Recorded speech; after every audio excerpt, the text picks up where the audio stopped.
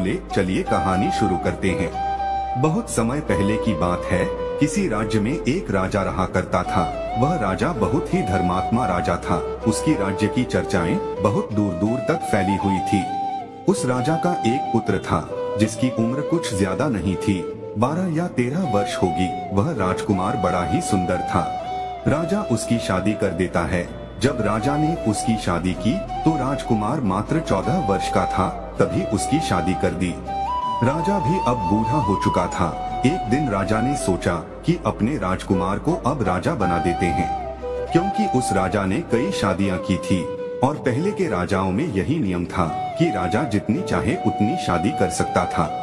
वह राजा अपने पुत्र को राजा बना देता है। उसकी शादी हो चुकी थी और एक नहीं, राजकुमार की 7 शादी हो चुकी थी।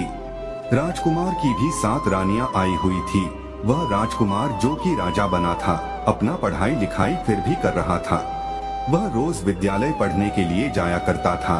एक दिन की बात है, जब वह राजकुमार पढ़ने के लिए विद्यालय जा रहा था तो रास्ते में उसे एक पनिहारीन मिली। वह पनिहारीन भी बहुत सुंदर थी। उस पनिहारीन ने राजकुमार से पूछा कि हे राजा, आप रोज कहाँ जाते हैं?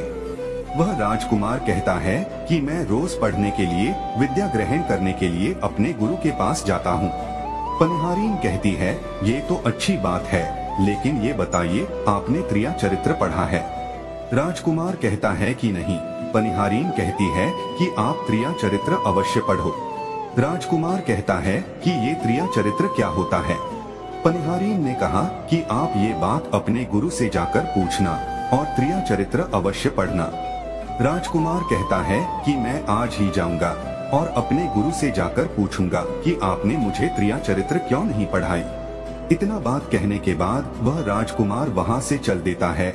वह पनिहारीन की बात सुनकर राजकुमार गुस्से में था। उसकी आंखें लाल थी। वह अपने गुरु को जाकर प्रणाम करता है। गुरुजी ने पूछा कि बेटा क्या हुआ, आज तुम क्रोध में क्यों दिखाई दे रहे हो और तुम्हारी आंखें लाल क्यों है? क्या बात है, मुझे बताओ। राजकुमार ने क्रोध में जवाब दिया कि गुरुदेव, आपने मुझे त्रिया चरित्र क्यों नहीं पढ़ाई? ये बात आपने क्यों छुपाई? त्रिया चरित्र के बारे में मुझे बताया क्यों नहीं? गुरु कहते हैं कि बेटा, तुम त्रिया चरित्र नहीं पढ़ पाओगे, क्योंकि त्रिया चरित्र पढ़ना खतरे से खाली नहीं होता है और जब तुम त्रिया चरित्र पढ़ोगे तो उसमें तुम्हारी जान भी जा सकती है। राजकुमार कहता है कि गुरुदेव, इसकी चिंता आप ना करें, अपनी रक्षा हम स्वयं कर लेंगे, आप केवल मुझे त्रिया चरित्र पढ़ाइए। गुरु कहते हैं कि ठीक है।